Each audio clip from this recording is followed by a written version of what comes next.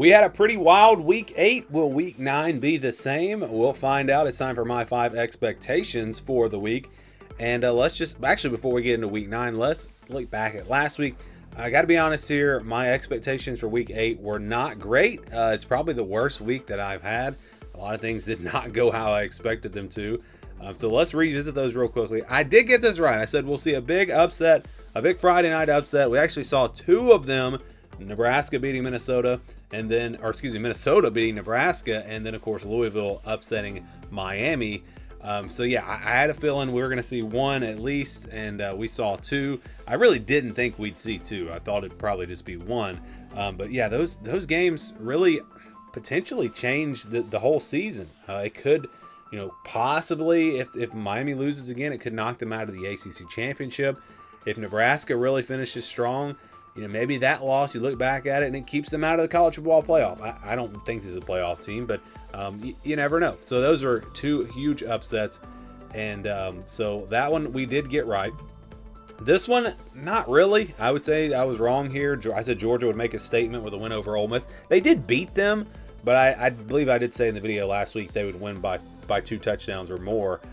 The fourth quarter is what I expected all game. Like, we saw what I expected to see, but it was only in the fourth quarter. Georgia absolutely dominated the fourth quarter. I thought they would come out and play that way. Hats off to Ole Miss. They really executed their offense well early in that game. But again, it's like there's a switch that flips with Georgia, and it's happened every game where they're just kind of playing average football, and then that switch gets flipped on, and like they look like they could be the best team in the country. I don't understand it. It does not make any sense to me. So I really don't know what to think about Georgia and what they're going to do the rest of the year. They could win the national championship. They could lose a couple more games. This is a very, very strange team when you look at how they can play so well and then also play so poorly. So very weird. Again, I give credit to Ole Miss, though. I thought that was going to be a tougher game for them. I thought they were going to lose or not really be as competitive. And remember, they had a lead in that game pretty late. So that was a really good game, but Georgia again turned it on. But yeah, I'm going to say I missed that expectation because if you watch the video, I did say Georgia would win by at least 14. I said that another undefeated group of 5 will lose their first game. That happened twice. Both of these teams, UNLV lost to Boise State, Memphis lost to UAB, and Memphis lost their quarterback early in that game. That possibly is maybe they would have lost anyways. I don't know. They did come back and almost win it.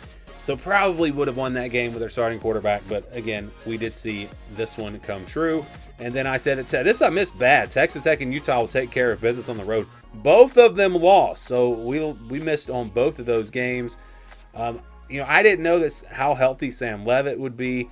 But I got to give credit to the Arizona State defense. They really played well. And BYU as well in defense. BYU just keeps winning football games. So that really turned things upside down. Or not upside down, but it did shake things up in the Big 12, which we talked about on our takeaways video. And then I said that at least one of these SEC teams would get upset. None of them did. They all won. Missouri was very close to losing to Auburn. Alabama never in danger. Oklahoma never in danger.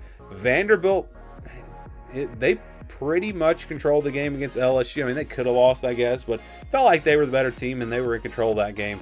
Missouri was the one team that you felt like maybe had a real chance to lose, but they come back. Great effort from them, and we missed this one. So got 2 right, missed 2, and then 1. I mean, the Georgia one we did technically, we did miss. So not a good week for me. Let's see if we can do better in week 9. Because if you guys have been watching this all year, I think we've hit all 5 expectations or just missed 1 every week. So this is by far my worst week. How about week 9? All right, we're going to start with this. I think an undefeated team will lose its first game. I'm looking at these 2 teams, Texas A&M and BYU. I don't think Georgia Tech or Indiana, I don't think some of these other teams are going to lose.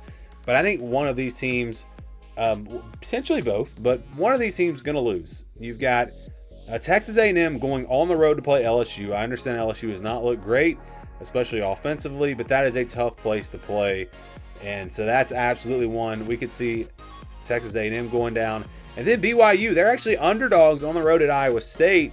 I know Iowa State's had some injuries, and they have kind of fallen off. A lot of people had them ranked really high, remember, early in the year. That'll be a tough game, though. And Iowa State's a tough team to beat when they have that, when they're a home underdog like that, a big opportunity. Matt Campbell has had that team ready to go, and they've been able to pull off upsets in the past.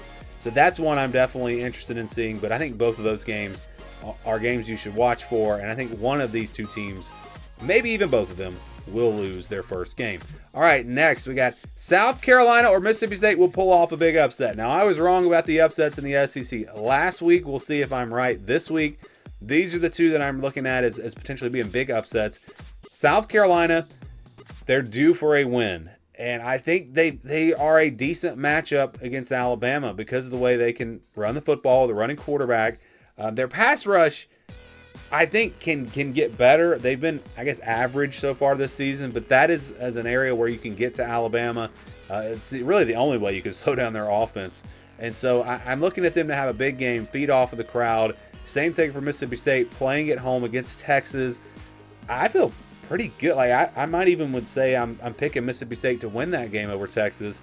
So yeah, I think one of these teams will get the big upset, and you may see the fans storm the field in one of these two places. So we'll see.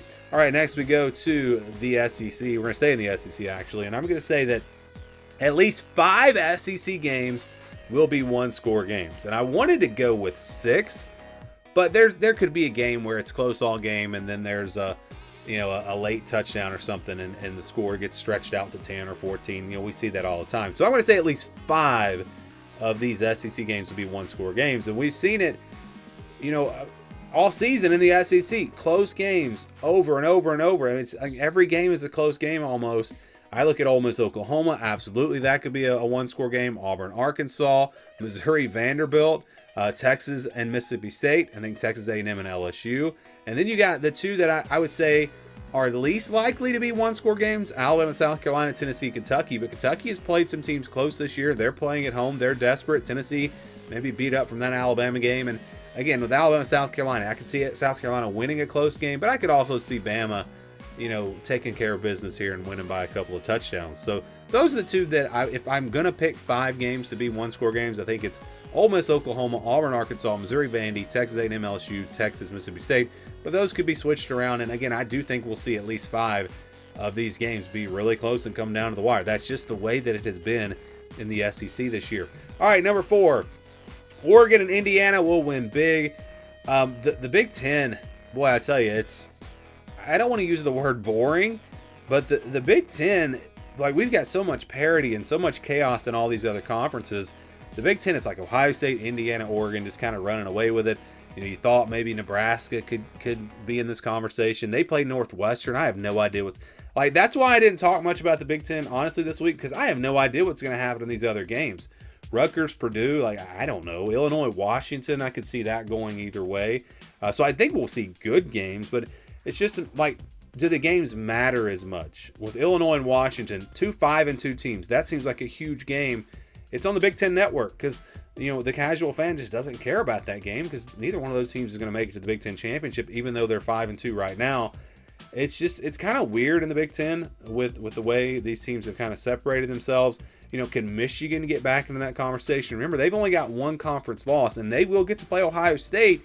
And before that, it's a pretty favorable schedule. They're on the road at Michigan State. You feel like they should take care of business, but it's a rivalry. It's on the road. So, yeah, I don't really know what's going to happen. The Big Ten is, in a lot of these games, just don't really know what to expect this week. That's why I didn't have, I don't really have expectations. I don't know, except I do think Oregon and Indiana will take care of business, and they'll stay up there at the top of the Big Ten with Ohio State. The question, like I said, it's going to be, can a team join them? Can a team get into that conversation? Perhaps in Michigan, perhaps, maybe USC can bounce back. I don't know. We'll see. And then finally, another takeaway, I think it's going to be a quiet week in the ACC after kind of a crazy week last week and things getting flipped upside down, especially with Miami losing, Florida State lost to Stanford. I think we see a much quieter week this week. Cal, Virginia Tech, not really that big of a game. SMU losing to Wake Forest, that could shake things up because SMU is still undefeated in conference play. Virginia should take care of business against North Carolina. Georgia Tech should against Syracuse. NC State, Pitt, if NC State wins that game, that could obviously knock Pittsburgh down a little bit. Miami, I think, will bounce back and be just fine. Louisville should roll.